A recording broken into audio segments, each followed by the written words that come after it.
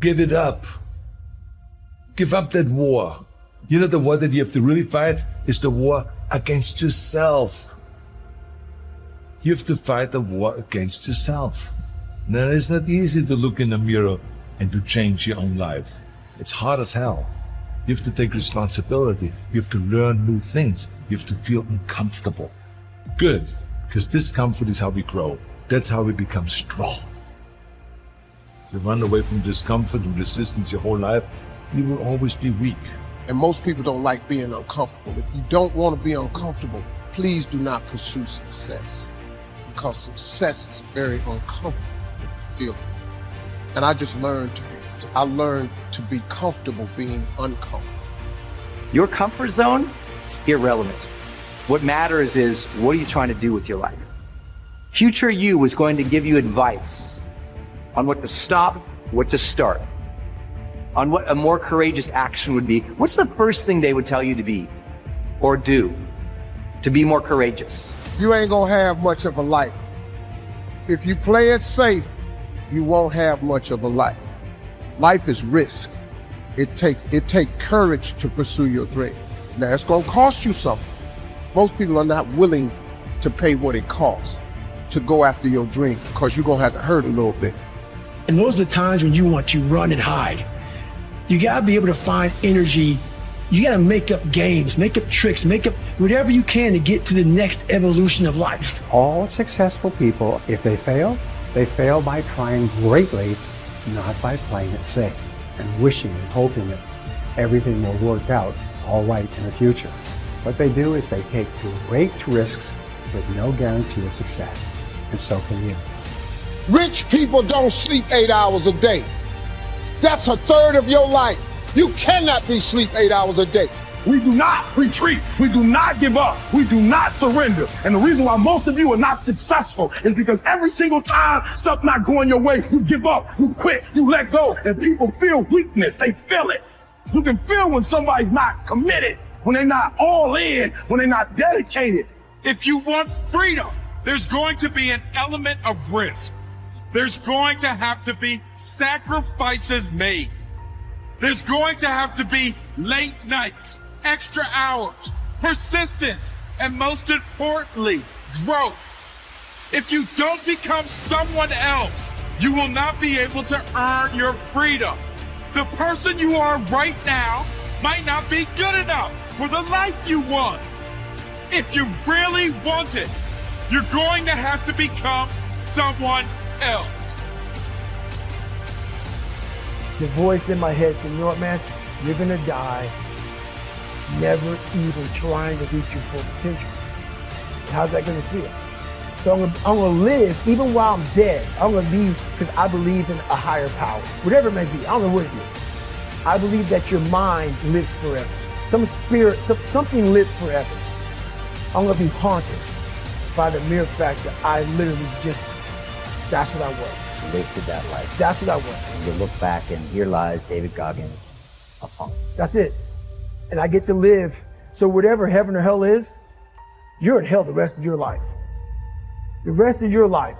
And if there is a God, which I hope to God there is, knowing what I put myself through now, whatever memories I have, if there's any at all, I'll be a happy man.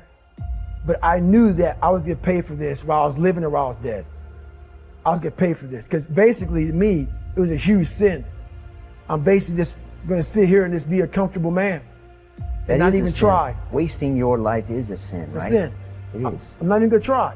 I want you to get over this notion that I find so annoying that so many people have, that success and power in life is dependent on something like genetics. Like some people are born with a larger brain, or they have wealthy parents who are able to send them to the right school, or it's all a matter of luck.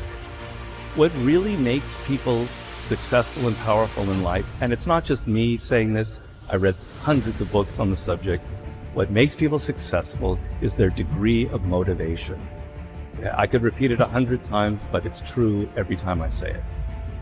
When you are motivated, when you feel yourself emotionally engaged in the subject, you learn faster. You learn what could take somebody 10 years to learn, you can learn in 2 years. When you feel emotionally engaged with something, you're able to push past all the obstacles.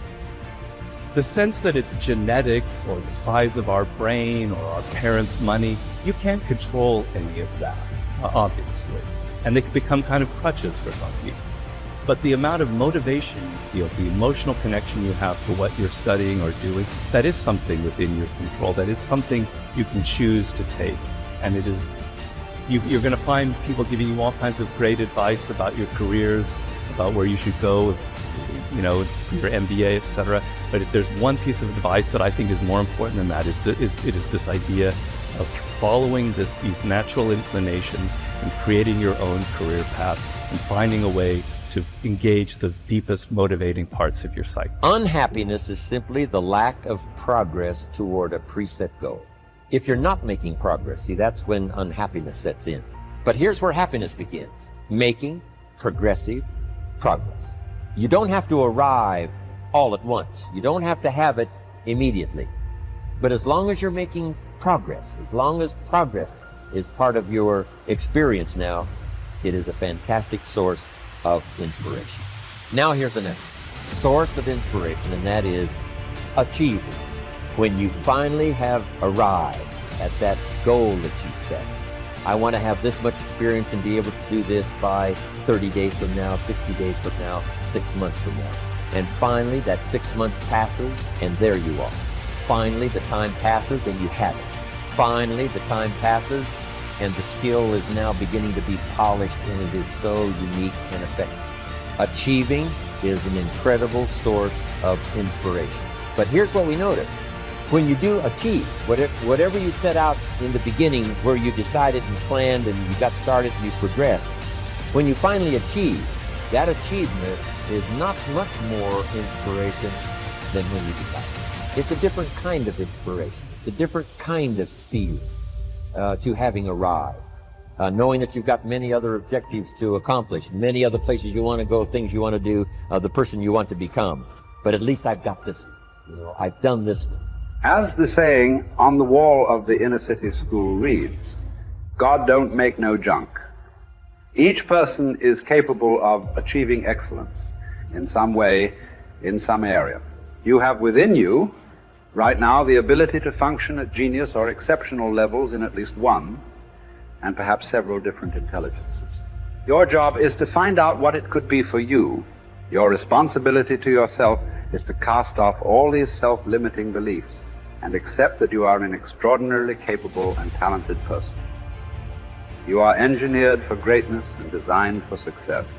You have competencies and capabilities that have never been tapped. You have the ability within yourself right now to accomplish almost any goal you can set for yourself if you are willing to work long enough and hard enough to achieve it. The good news about beliefs is that all beliefs are learned.